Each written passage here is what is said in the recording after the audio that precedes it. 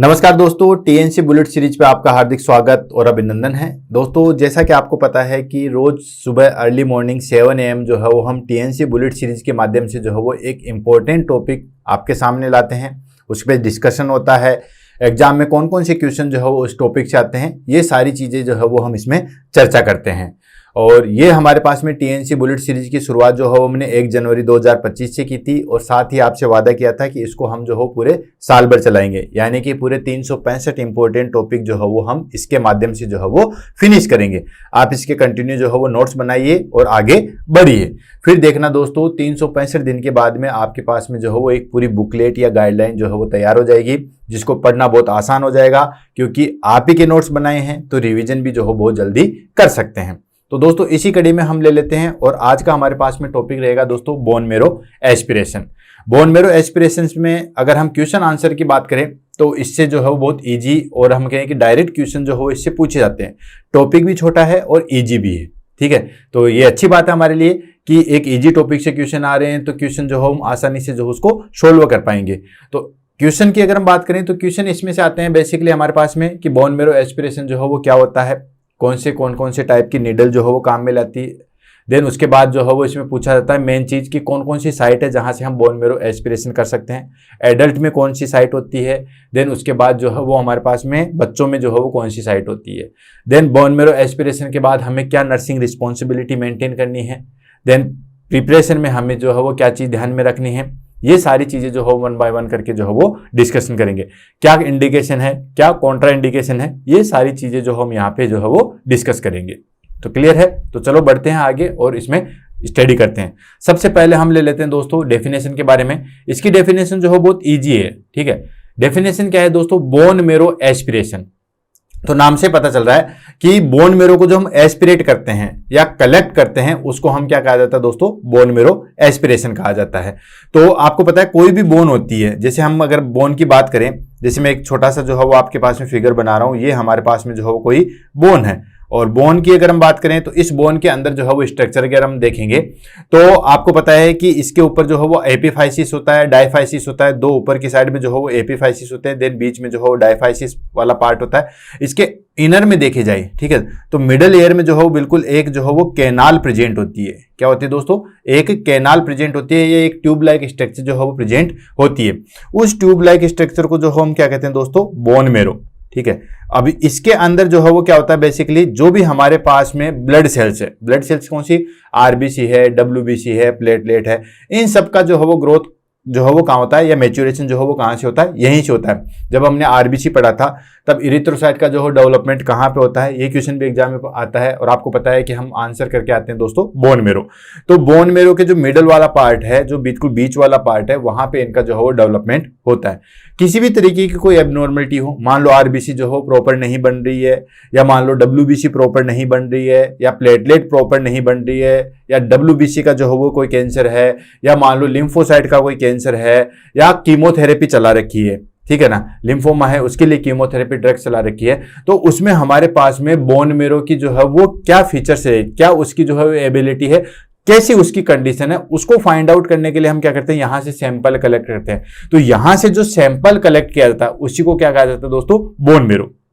Clear? और वो हम सैंपल कलेक्ट करते हैं, वो हमारे पास में जो है वो असेसिबिलिटी के आधार पे कि कौन सी जगह हम इजी तरीके से जो है वो सैंपल कलेक्ट कर सकते हैं, वो जगह जो है वो हम चूज करते हैं। तो बोन मैरो एस्पिरेशन की सिंपल डेफिनेशन यही हो जाए कि बोन मैरो जो है वो हमारे पास में एस्पिरेशन जो है वो एक डायग्नोस्टिक प्रोसीजर है, जिसमें के अंदर हम स्मॉल अमाउंट में जो है ये बोन मैरो कलेक्ट करते हैं, ठीक है ना। बोन मैरो का स्मॉल अमाउंट में जो है वो सैंपल कलेक्ट करते हैं, किसके द्वारा? नीडल के द्वारा जो है उसको कलेक्ट किया जाता है। और ये सैंपल जो है वो हमारे पास में ब्लड के जो भी डिसऑर्डर है, कैंसर है, या कोई भी इन्फेक्शियस कोई भी कंडीशन है, उसका जो है वो इंफॉर्मेशन देते हैं। क्लियर? तो ये हो गई हमारे पास में बोन मैरो एस्पिरेशन की डेफिनेशन। तो चलते हैं, bone marrow aspiration is a diagnostic procedure, ठीक है। बोन मैरो एस्पिरेशन क्या है? एक डायग्नोस्टिक प्रोसीजर है जिसके अंदर स्मॉल अमाउंट में जो है वो liquid, A small amount of liquid bone marrow is withdraw using a needle for examination, ठीक है। यानी कि बोन मैरो एस्पिरेशन जो है वो एक डायग्नोस्टिक प्रोसीजर है जिसके अंदर स्मॉल अमाउंट में हम बोन मैरो जो है वो कलेक्ट करते हैं नीडल की सहायता से फॉर एग्जामिनेशन पर्पज, ठीक है। ये हो गया हमारे पास में प्रॉपर डेफिनेशन। क्लियर है? कोई भी एबनॉर्मलिटी होती है उसके अंदर, उसका फाइंड आउट करवाने के लिए हम बोन मेरो एस्पिरेशन करते हैं। अब देखो आगे, it help diagnose blood disorder. ठीक है, ये किसमें हेल्प करता है? ब्लड डिसऑर्डर से। ब्लड डिसऑर्डर में बहुत सारे आ गए, जैसे ल्यूकेमिया आ गया, देन हमारे पास में जो है वो एनीमिया आ गया। इन सब का जो है वो डायग्नोसिस में हेल्प करते हैं। कैंसर, जो भी ल्यूकेमिया वगैरह है, ठीक है, कोई भी कैंसर है उसको फाइंड आउट करने में, कोई भी इन्फेक्शन है चाहे वो बोन मेरो के अंदर प्रेजेंट हो या किसी ब्लड सेल से रिलेटेड कोई इन्फेक्शन हो, उन सबको, और कोई भी बोन मेरो से रिलेटेड कोई भी अदर कंडीशंस है, ठीक है, उसको डायग्नोस करने में जो है वो हेल्प करता है। तो ये बोन मेरो जो है वो एस्पिरेशन किया जाता है। आप इमेज के द्वारा देख सकते हो, ये यहाँ पे हमारे पास में क्यूटेनियस टिश्यू है, देन उसके बाद जो है वो मस्कुलर टिश्यू आ गया, देन उसके बाद ये बोन आ गई। ये बोन हमारे पास में जो है वो सुपरफिशियल बोन है जिसको कोर्टिकल बोन कहा जाता है। उसके बाद स्पंजी बोन है, स्पंजी बोन यानी कि बिल्कुल लचीले वाली। उसके जस्ट थोड़ा सा डीप में जाएंगे तो बोन मेरो प्रेजेंट है, लिक्विड सब्सटेंसेस प्रेजेंट है। अगर आपने जो है वो बोन को ब्रेक करके या तोड़ के देखा होगा तो बीच में जो है वो खोखली वाली जगह, और जो नॉनवेज पर्सन है उसको तो आपको पता ही है कि वो तो रोज जो है उसका सेवन भी करते हैं, ठीक है। तो बोन मेरो यहाँ से जो सैंपल कलेक्ट किया जाता है, कलेक्ट करने के प्रोसेस यहाँ पे आप देख सकते हो। ये नीडल जो है वो हमारे पास में बोन मेरो में डाली गई है, ठीक है, और उसके बाद ये सैंपल जो है वो कलेक्ट किया जा रहा है, उसको फिर लैब में भेज देते हैं, देन उसके बाद फाइंड आउट करवाते हैं कि क्या प्रॉब्लम है और क्या नहीं है। क्लियर? नेक्स्ट आ जाता है हमारे पास में पर्पज या इंडिकेशन हम कह सकते हैं, क्यों हम जो है वो बोन मेरो एस्पिरेशन करते हैं। ठीक है, आप कह रहे हो कि हम बोन मेरो एस्पिरेशन करेंगे, क्यों करेंगे, रीजन क्या है? तो देखो, कोई भी चीज का जो है वो हम करने का जो है वो कुछ पर्टिकुलर एरिया होता है कि हम बोन मेरो एस्पिरेशन क्यों करें। तो इसमें हमारे पास में बहुत सारी चीजें हैं, जैसे कोई भी ब्लड डिसऑर्डर्स है, जैसे ल्यूकेमिया है, लिम्फोमा है, मल्टीपल माइलोमा है, इन सब चीजों का डायग्नोसिस कर लेके हम जो है बोन मेरो एस्पिरेशन करते हैं। जब वहां से फ्लूइड कलेक्ट करेंगे तभी तो फाइंड आउट होगा कि क्या प्रॉब्लम है। ठीक है, तो diagnosis of leukaemia, lymphoma and multiple myeloma, ठीक है, ल्यूकेमिया, लिम्फोमा, मल्टीपल माइलोमा, इन सब के जो है वो डायग्नोसिस के लिए जो है वो हम बोन मेरो एस्पिरेशन करते हैं। सेकंड आ जाता है इवोल्यूशन ऑफ एनीमिया। एनीमिया का इवोल्यूशन, पैनसाइटोपिनिया। पैनसाइटोपिनिया का मतलब होता है कि जो हमारे पास में ब्लड सेल्स है, ब्लड सेल्स में तीनों आ गई, कौन कौन सी? आरबीसी, डब्ल्यूबीसी और प्लेटलेट। ये सारे की सारी जो है वो डिक्रीज हो जाती है, उसको हम क्या कहते हैं दोस्तों? पैनसाइटोपिनिया। पेन जहां पे भी वर्ड आ जाए वो इंक्लूडेड होता है। तो इसमें हमारे पास में आरबीसी, डब्ल्यूबीसी और प्लेटलेट, ठीक है, तीनों चीज आती है। ये सारे के सारी अगर डिक्रीज हो जाएगी उसको हम कहेंगे पैनसाइटोपिनिया। तो एनीमिया हो जाएगा या फिर पैनसाइटोपिनिया हो जाएगा या थ्रोम्बोसाइटोपिनिया। थ्रोम्बोसाइटोपिनिया होता है हमारे पास में डिक्रीज प्लेटलेट, ठीक है, तो प्लेटलेट काउंट भी जो है वो डिक्रीज होएगा, उसके फाइंड आउट के लिए भी हम जो है बोन मेरो एस्पिरेशन जो है वो करते हैं। Then monitoring response of chemotherapy. Chemotherapy drugs देते हैं या कीमोथेरेपी जो है वो दी जाती है, तो उसका किस तरीके से रिस्पॉन्स है, ठीक है, चाहे क्लाइंट जो है वो लाइपोमा में सफर कर रहा हो या ल्यूकेमिया से सफर कर रहा हो, उसके बाद जो है वो हमारे पास में जो हम ड्रग्स दे रहे हैं उसका इफेक्ट किस तरीके से है, उसको फाइंड आउट करने के लिए हम बोन मेरो एस्पिरेशन जो है वो करते हैं। नेक्स्ट आ जाता है detection of infection and metastatic cancer in the bone मेरो। ठीक है, यानी कि कोई भी इंफेक्शन है उसको फाइंड आउट करने के लिए, और मेटास्टेटिक कैंसर। मेटास्टेटिक कैंसर किसको बोला? जो एक जगह से दूसरी जगह जो है वो स्प्रेड हो रहा, उसको हम बोलते हैं दोस्तों मेटास्टेटिक। तो मेटास्टेटिक कैंसर जो है बोन मेरो में, ठीक है, उसके फाइंड आउट करने के लिए या उसके डिटेक्शन के लिए जो हम बोन मेरो एस्पिरेशन करते हैं। लास्ट आ जाता है टू परफॉर्म साइटोजेनिक, मोलिक्यूलर और इम्यूनोलॉजिक स्टडी, यानी कि जो साइटोजेनिक, मोलिक्यूलर और इम्यूनोजेनिक स्टडी है उसकी जो है वो परफॉर्मेंस के लिए या उसको देखने के लिए हम जो है वो क्या करते हैं? बोन मेरो एस्पिरेशन करते हैं। क्लियर? Very good. नेक्स्ट आ जाता है हमारे पास में कॉमन साइट। आज की क्लास का सबसे इंपॉर्टेंट टॉपिक आ गया, या हम कहें इंपॉर्टेंट पॉइंट आ गया। टॉपिक तो है ही हमारे पास में बोन मेरो एस्पिरेशन, सबसे जो है वो इंपॉर्टेंट टॉपिक आ गया या पॉइंट आ गया, वो आ गया हमारे पास में कॉमन साइट। बहुत सारे बार एग्जाम में जो है वो इसी क्वेश्चन पूछा जाता है कि कहां से हम बोन मेरो जो है वो कलेक्ट करते हैं। आपको पता है कि बोन मेरो लेना, अब ब्लड सैंपल तो है नहीं कि डायरेक्ट जहां पे वेन दिखी वहीं पे ले लिया, लेकिन प्रिंसिपल तो सेम ही रहेगा। प्रिंसिपल क्या है? आपको जहां वेन अच्छे तरीके से दिखाई देती है वहीं से तो ब्लड सैंपल लेते हो। आपको वेन यहां से दिखाई देती है तो यहां से आप जो है वो अच्छे से सैंपल लेते हो। तो जहां कहीं पे भी वेन आपकी जो है वो अच्छी दिखाई देगी वहां से आप ब्लड सैंपल लेते हो। ठीक वाइस वर्सा प्रिंसिपल यहां पे भी काम करता है। जहां कहीं पे भी आपको जो है वो बोन मेरो अच्छे तरीके से जो है वो एस्पिरेट कर सकते हो, जिसमें पेशेंट को जो है वो कम नुकसान हो, आप अच्छे तरीके से कलेक्ट कर सकते हो, ठीक है ना, इजी एक्सेसिबिलिटी होती है, तो वहां से आप जो हो बोन मेरो कलेक्ट करोगे। ठीक है, अब बोन मेरो की एक्सेसिबिलिटी के लिए हमें चाहिए कि बोन ऐसी होनी चाहिए, एक तो बोन जो है वो लार्ज होनी चाहिए, ऐसा नहीं बिल्कुल छोटी बोन हो वहां से हम कलेक्ट कर दें, ठीक है, क्योंकि उसमें तो बोन मेरो इतना जो है वो डेवलप नहीं होगा। ठीक है, तो कुछ सैंपल भी नहीं आएगा। तो एक तो बोन जो है वो थोड़ी बड़ी होनी चाहिए, जैसे वेन की तरह वेन जो है बड़ी होनी चाहिए। दूसरी चीज, उसकी रीच जो है वो आपके पास में जो है वो इजी होनी चाहिए, ठीक है। एक बोन आपने कलेक्ट कर ली, मान लो रेडियस अल्ना कर ली, या जो है वो फिबुला कर ली, ठीक है, जहां आपकी रीच नहीं है, या फीमर कर ली, बिल्कुल जो है वो मसल्स के बीच में होती है हमारे पास में फीमर। तो अगर फीमर से आप बोन मेरो, हालांकि बड़ी बोन है, नो डाउट, अच्छी बात है, एक प्रिंसिपल बोल है, लेकिन रीच अच्छा नहीं है, वहां तक जाओगे तो कितनी मसल्स को जो है वो आपको क्रॉस करके जाना पड़ेगा। तो ऐसी बोन जो थोड़ी बड़ी हो और साथ के साथ उस पर रीच अच्छे तरीके से उसके, वो बोन को हम जो है वो चूज करते हैं। तो आपको पता है जैसे हमारे पास में टीबिया हो गया, राइट, तो आसानी से कलेक्ट कर सकते हैं। स्टर्नम कुछ चीज है ही नहीं है, यहां पे बिल्कुल स्किन है, यहां से हम सैंपल कलेक्ट कर सकते हैं। या हम कहें इलियक क्रेस्ट, जो हमारे पास में जो है वो इलियक बोन है, वहां से आप कर सकते हो। उसमें हम चाहे जो है वो पोस्टीरियर ले ले या फिर जो है वो एंटीरियर ले ले, उसमें कोई सा भी जो हम चूज कर सकते हैं, ठीक है। एंटीरियर इलियक क्रेस्ट ले लो या पोस्टीरियर, क्योंकि उसके स्किन है, उस स्किन के जस्ट नीचे जो है वो बोन आ जाती है और लार्ज भी बोन है। तो ऐसी चीजें जो है वो चूज की जाती है। तो उसमें हमारे पास में आ जाता है दोस्तों, सबसे पहली चीज आती है पोस्टीरियर सुपीरियर इलियक स्पाइन, सबसे मेन चीज होती है, ठीक है। पोस्टीरियर सुपीरियर इलियक स्पाइन सबसे मोस्ट कॉमन होती है साइट एडल्ट के अंदर। ध्यान रखना, काफी बार एग्जाम में क्वेश्चन पूछा गया कि एडल्ट के अंदर जो है वो सबसे अच्छी साइट कौन सी होती है और बच्चों के अंदर कौन सी होती है, इन्फेंट के अंदर कौन सी होती है। तो दोस्तों अगर एडल्ट आपको दिया हुआ है, अगर क्वेश्चन में कोई चीज नहीं दी हुई है, ना एडल्ट ना चिल्ड्रन, तो आप जाओगे सुपीरियर इलियक स्पाइन पे, वो भी पोस्टीरियर सुपीरियर इलियक स्पाइन पे।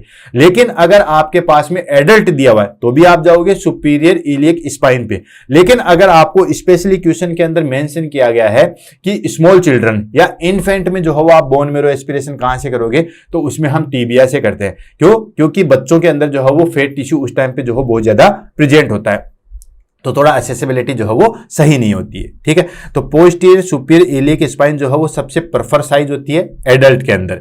देन उसके बाद सेकंड मोस्ट होता है एंटीरियर इलियक क्रेस्ट। आप देखते हो जहां पे हमारे पास में कमर बेल्ट आता है, वहां पे एंटीरियर इलियक जो है वो क्रेस्ट में हम आसानी से जो है सैंपल कलेक्ट कर सकते हैं। नेक्स्ट आता है दोस्तों स्टर्नम, बट स्टर्नम में एक कंडीशन जो है वो अप्लाई होती है कि स्टर्नम में अगर सिर्फ और सिर्फ सैंपल कलेक्ट करना है या एस्पिरेट सैंपल कलेक्ट करना है तो आप स्टर्नम पे जा सकते हो, लेकिन बायोप्सी आप वहां से चूज नहीं कर सकते हो। एस्पिरेशन में और बायोप्सी में जो है वो डिफरेंस है। एस्पिरेशन में तो क्या होता है कि जो लिक्विड सब्सटेंसेस है उसको हम कलेक्ट करते हैं, ठीक है, जो बोन मेरो के अंदर जो भी लिक्विड सब्सटेंसेस है उसको हम कलेक्ट करते हैं, जबकि बायोप्सी के अंदर जो है वो स्मॉल पीसेस या हम कहें कि टिश्यू का कुछ सैंपल जो है वो कलेक्ट किया जाता है। तो स्टर्नम में हम बायोप्सी नहीं ले सकते, एस्पिरेशन के लिए तो ठीक है।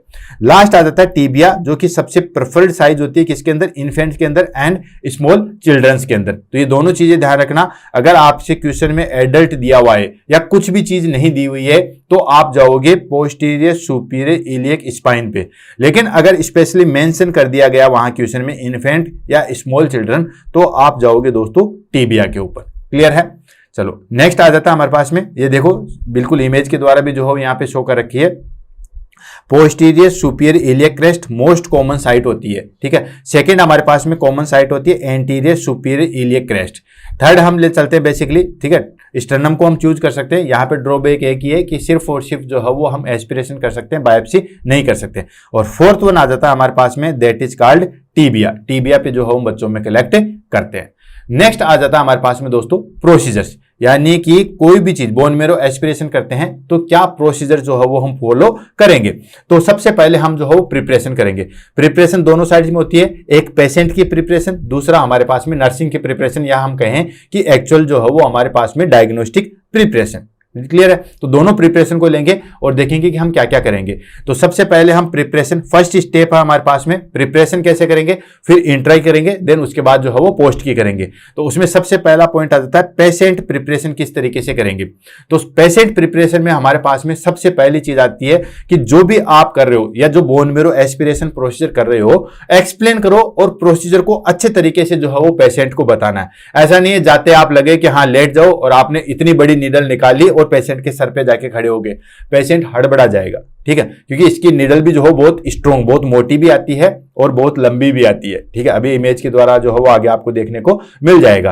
तो सबसे पहले आपको पेशेंट को प्रिपेयर करना है। पेशेंट को प्रिपेयर में आप सबसे पहले जो है वो उसको एक्सप्लेन करोगे कि देखो आपको ये डिजीज है, इसकी वजह से हमें ये सैंपल कलेक्ट करना है। ये सैंपल कलेक्ट करने के लिए हमें जो है वो एक नीडल आपके यहाँ पे डालनी है। देन उसके बाद थोड़ा बहुत हल्का फुल्का जो है वो दर्द होगा। देन उसके बाद जो है ये सारी चीजें, देन उसके बाद प्रोसीजर में आपको ये चीजें सावधानियां रखनी है। ठीक है, तो अच्छे तरीके से जो है वो एक्सप्लेन करोगे। फर्स्ट स्टेप, तो explain the procedure clearly to the patient. ठीक है, अच्छे तरीके से जो है प्रोसीजर को एक्सप्लेन करेंगे। नेक्स्ट आता है ऑब्टेन्ड इन्फॉर्म्ड रिटन कंसेंट।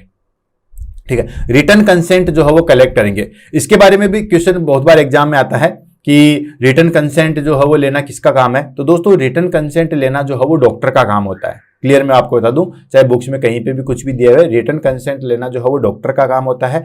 क्योंकि हम पढ़ रहे हैं प्रोसीजर्स, तो कौन ले रहा है, डॉक्टर ले रहा है, नर्स ले रहा है, हम इसके ऊपर ज्यादा डिस्कशन नहीं करें। मैं तो एक एडिशनल चीज जो है वो आपको बता रहा हूं, लेकिन आपको ध्यान में रखना है कि रिटन कंसेंट जो है वो हमेशा डॉक्टर्स लेता है। तो रिटन कंसेंट के बिना आप जो है वो कोई भी इन्वेजिव प्रोसीजर जो है वो क्लाइंट पे नहीं कर सकते, इसलिए रिटन कंसेंट लेना है।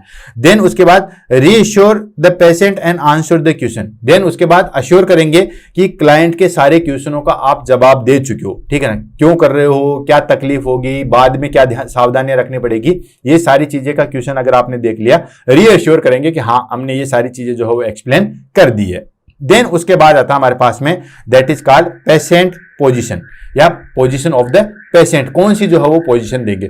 तो दोस्तों दो ही पोजीशन इसमें दी जाती है, एक लेटरल दी जाती है और एक जो है वो सुपाइन दी जाती है। ठीक है, लेटरल भी दे सकते हो, प्रोन भी दे सकते हो। अगर आपको सैंपल कलेक्ट करना है पोस्टीरियर इलियक क्रेस्ट से, जो मैंने आपको इमेज दिखाई थी, ठीक है, जो फर्स्ट इमेज मैंने आपको दिखाई थी, ये देखो, ये हमारे पास में सैंपल कलेक्ट कर रहा है दोस्तों पोस्टीरियर इलियक क्रेस्ट से जो है वो सैंपल कलेक्ट कर रहा है। तो इसके अंदर आप लेटरल पोजीशन भी दे सकते हो और आप जो है वो सुपाइन प्रोन पोजीशन भी जो है वो दे सकते हो। दोनों पोजीशन जो है वो आपकी करेक्ट है। ठीक है, या तो आप जो है वो हमारे पास में साइडलाइन पोजीशन, जिसको हम लेटरल पोजीशन कहते हैं, वो भी दे सकते हो, या प्रोन पोजीशन दे सकते हो पोस्टीरियर इलियक क्रेस्ट से जो है अगर आपको सैंपल कलेक्ट करना है तो।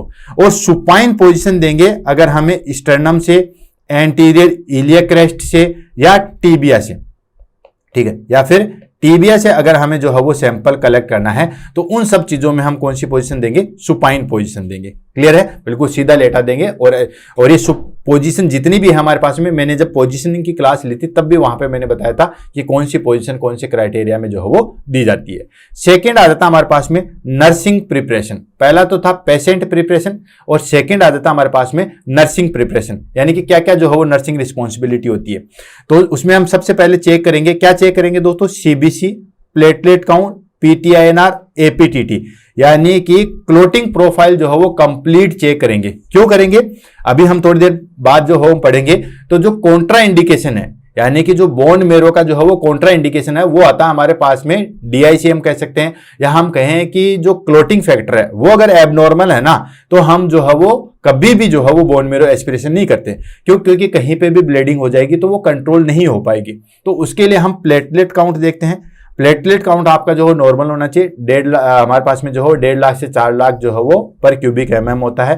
देन पीटीआईएनआर, ठीक है, prothrombin time and international normalization ratio basically जो है 1 होता है। और APTT, activated partial thromboplastin time, ये जितने भी हमारे पास में जो है वो सारे के सारे नॉर्मल होने चाहिए। क्योंकि अगर ये एबनॉर्मल होंगे, ब्लड क्लोटिंग में एबनॉर्मल होंगे, इन द सेंस ये डायरेक्ट इंडिकेशन दे रहे हैं कि ब्लड जो है वो क्लोट नहीं हो पाएगा। तो उस कंडीशन में हम कभी भी जो है वो बोन मेरो एस्पिरेशन नहीं करते हैं। तो जो क्लोटिंग प्रोफाइल है, पीटीआईएनआर है, बीटीसीटी है, एपीटीटी है, प्लेटलेट काउंट है, ये सबसे पहले चेक करेंगे।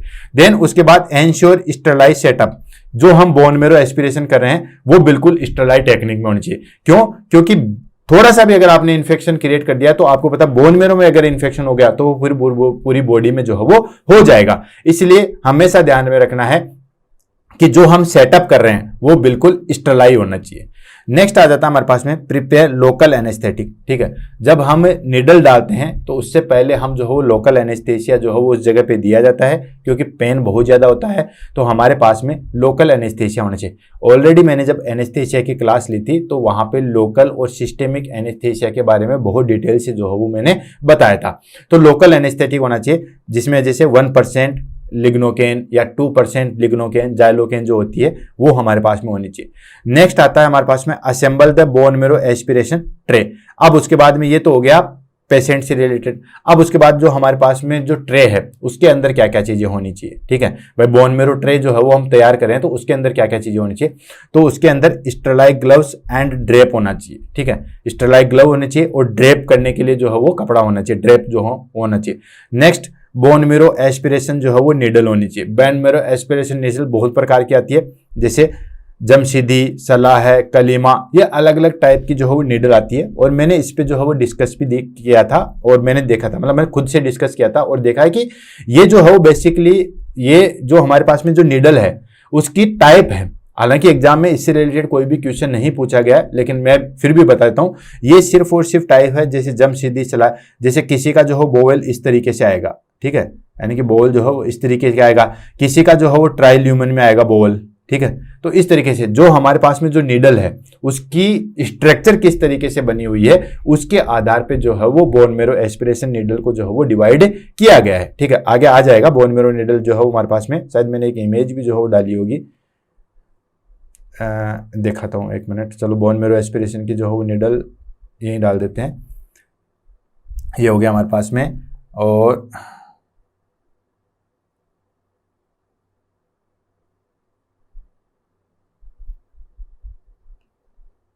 फोटोज में अगर हम जाएंगे तो बोन मेरो की अलग अलग जो है वो नीडल ली थी मैंने, और उसके आधार पे जो है वो हम ले लेते हैं।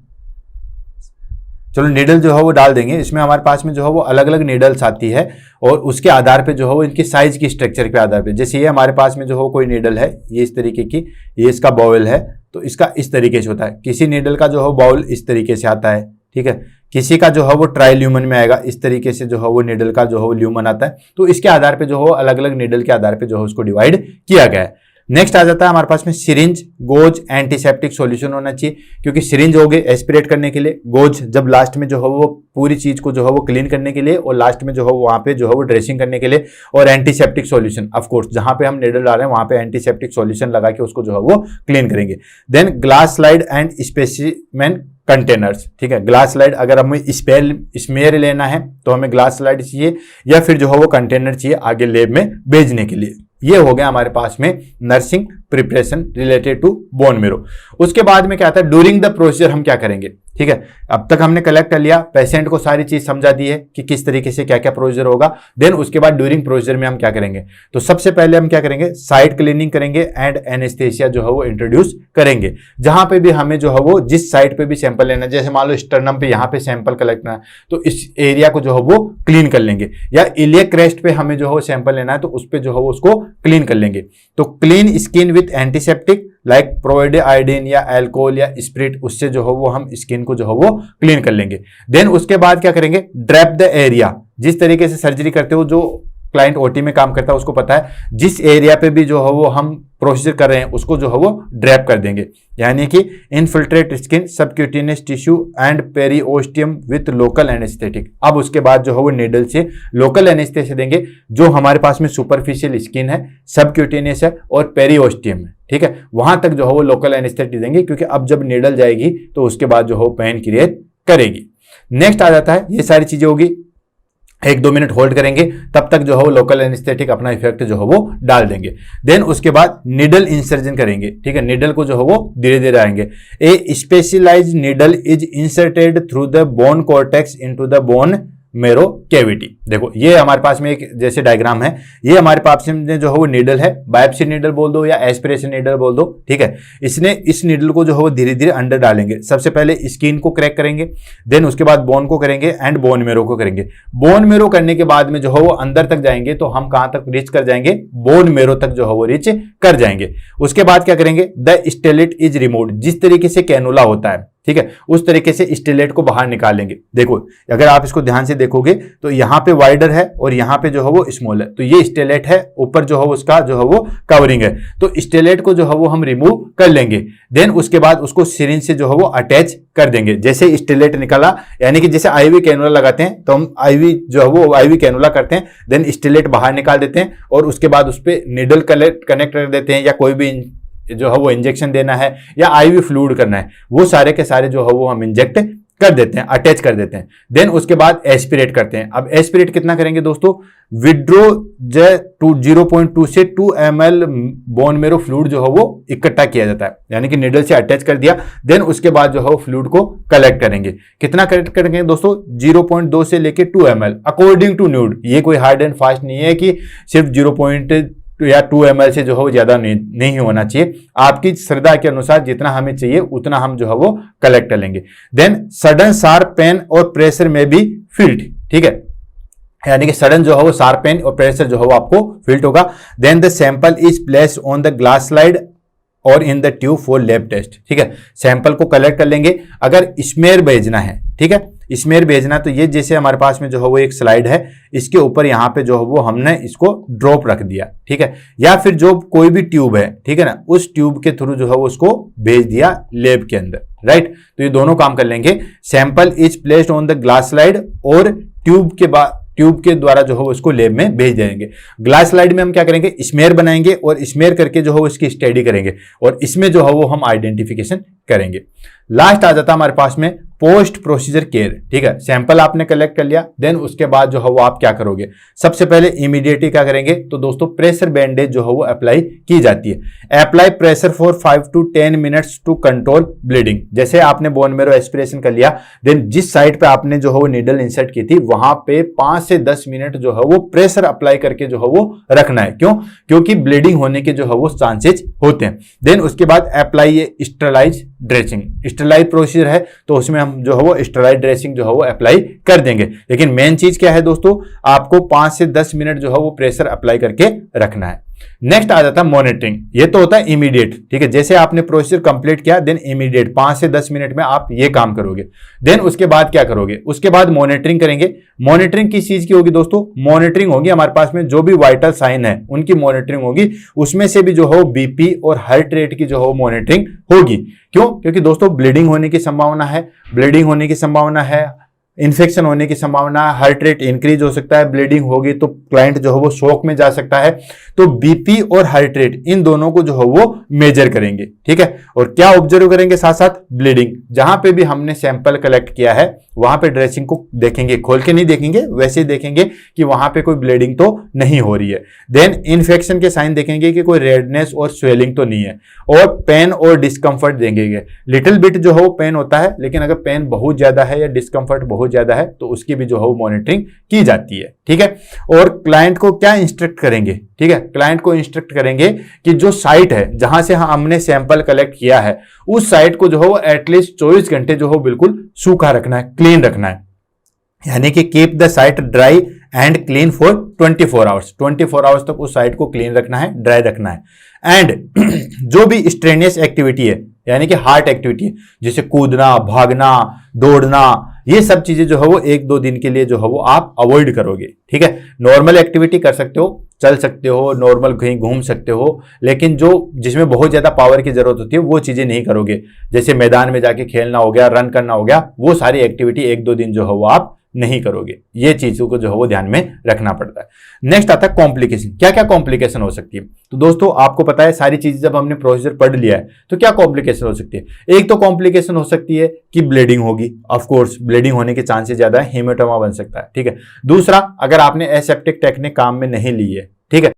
सेकंड जो हमारे पास में कॉम्प्लिकेशन हो जाएगा, ब्लीडिंग हो जाएगी, हेमेटोमा हो गया, वो तो हमारे पास में फर्स्ट हो गई। सेकंड हो गया इन्फेक्शन, क्योंकि ये दोस्तों स्टरलाइज टेक्निक है, ठीक है।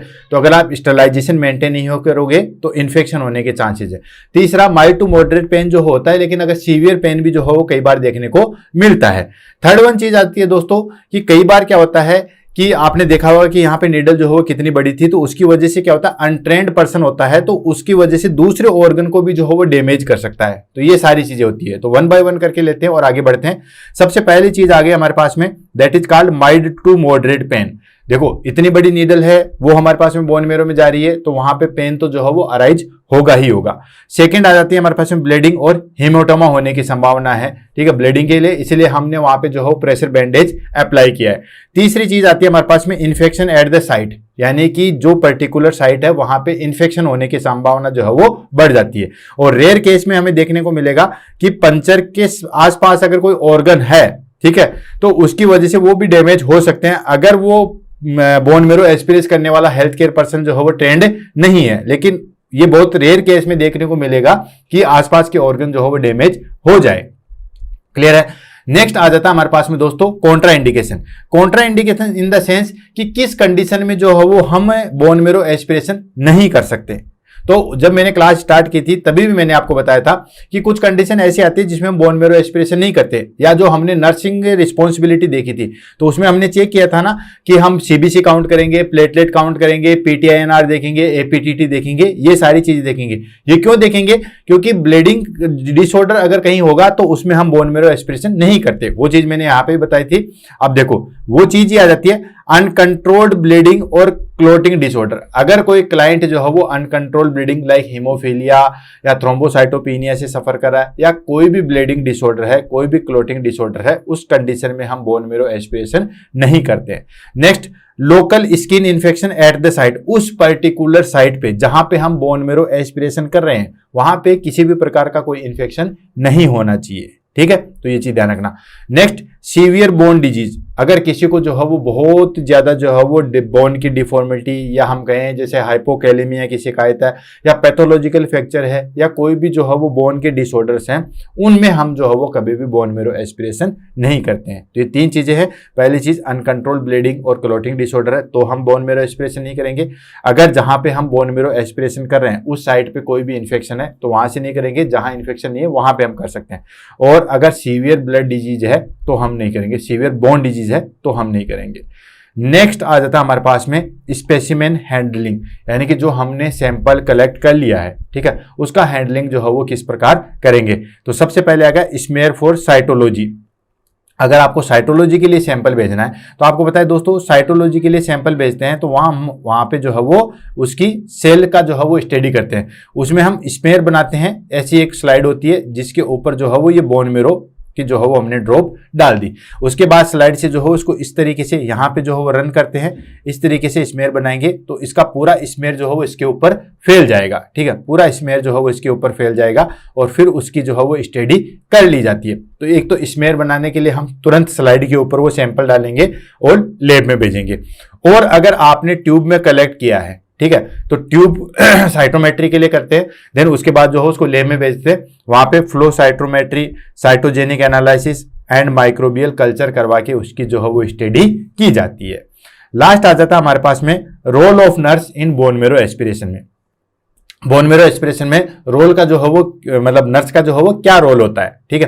तो ऑलरेडी हमने सारी जगह देखा कि किस तरीके से क्लाइंट का प्रिपरेशन कर सकते हैं, किस तरीके से जो है वो हम ड्रेसिंग करेंगे, किस तरीके से हम आर्टिकल जो है वो जचाएंगे, ये सारी चीजें हो गई है, ठीक है। तो उसमें हमारे पास में क्या रोल रह जाएगा? पहला आ गया प्रोवाइड इमोशनल सपोर्ट, ठीक है, यानी कि इमोशनल सपोर्ट जो है वो प्रोवाइड करवाएंगे। सेकेंड आ जाएगा असिस्ट ड्यूरिंग द प्रोसीजर्स, ठीक है, जो भी हम प्रोसीजर जो है वो परफॉर्म कर रहा है, हेल्थ केयर पर्सन जो है वो परफॉर्म कर रहा है, उसमें जो है वो हम प्रोसीजर में असिस्ट करवाएंगे। देन उसके बाद ध्यान रखेंगे कि जो प्रोसीजर हो रहा है वो स्टरलाइट टेक्निक से हो रहा है या नहीं हो रहा है, तो एंश्योर स्टरलाइट टेक्निक होनी चाहिए। नेक्स्ट आ जाता है हमारे पास में प्रोसीजर के बाद में जो है वो नर्सिंग की रिस्पॉन्सिबिलिटी सबसे ज्यादा बढ़ जाती है, या नर्स की रिस्पॉन्सिबिलिटी सबसे ज्यादा बढ़ जाती है कि जो भी पोस्ट प्रोसीजर कंडीशन आती है या जो भी कॉम्प्लिकेशन आ रहे हैं, जैसे ब्लीडिंग से रिलेटेड, हार्ट रेट से रिलेटेड, ब्लड प्रेशर से रिलेटेड जो भी आ रहे हैं, उन सबको जो है वो अच्छी तरीके से मॉनिटर करेंगे। और लास्ट आ जाता है educate the patient post procedure care, ठीक है। बाद में जो है वो क्लाइंट को एजुकेट करेंगे। क्या एजुकेट करना था कि जो ड्रेसिंग थी वो एटलीस्ट जो है वो 24 घंटे तक जो है वो ड्राई रहनी चाहिए, यानी कि 24 आवर्स तक जो है वो ड्राई होनी चाहिए, वहां पे कहीं पे भी जो हो पानी नहीं लगाना है। सेकंड हमने क्या कहा था कि कोई भी जो है वो हैवी स्ट्रेनियस एक्टिविटी जो है वो नहीं करेंगे, जैसे फुटबॉल, क्रिकेट, रन करना, ये सारी चीजें जो है वो 1 से 2 दिन जो है वो अवॉइड की जाती है, ठीक है। तो ये सारी चीजों के बारे में जो है वो एक्सप्लेन करेंगे। तो दोस्तों इसी के साथ जो है वो आज का हमारे पास में टॉपिक जो है वो फिनिश होता है। हमने शुरुआत की थी बोन मैरो एस्पिरेशन की। सबसे पहले हमने इसका इंट्रोडक्शन देखा था, देन उसके बाद देखा था कि बोन मैरो एस्पिरेशन जो है वो क्यों किया जाता है, पर्पस देखे थे, इंडिकेशन देखे थे। देन उसके बाद में हमने इसकी साइट देखी थी कि बोन मैरो की जो है वो कौन कौन सी साइट होती है, एडल्ट में कौन सी होती है और बच्चों में जो है वो कौन सी होती है, स्टर्नम की जो है वो हमारे पास में क्या जो है वो कॉन्ट्राइंडिकेशन है। ये सारी चीजें करने के बाद हमने पूरा प्रोसीजर फॉलो किया था। पूरे प्रोसीजर में हमने देखा था कि पहले हम क्या जो है वो क्लाइंट की साइड से करेंगे, किस तरीके से एक्सप्लेन करेंगे, किस तरीके से कंसेंट लेंगे, देन उसके बाद आर्टिकल जो है वो स्टेरलाइट टेक्निक से इकट्ठे करेंगे, ये सारी चीजें ड्यूरिंग प्रोसीजर देखा था। देन उसके बाद आफ्टर प्रोसीजर जो है वो सारी चीजें देखी थी। लास्ट में हमने कॉन्ट्राइंडिकेशन और नर्सिंग रिस्पॉन्सिबिलिटी देखा था। तो इस तरीके से आज का हमारे पास में बोन मैरो एस्पिरेशन जो है वो टॉपिक फिनिश होता है। मिलते हैं नेक्स्ट क्लास में नए टॉपिक के साथ, तब तक के लिए दोस्तों all the best, have a nice day, thank you so much.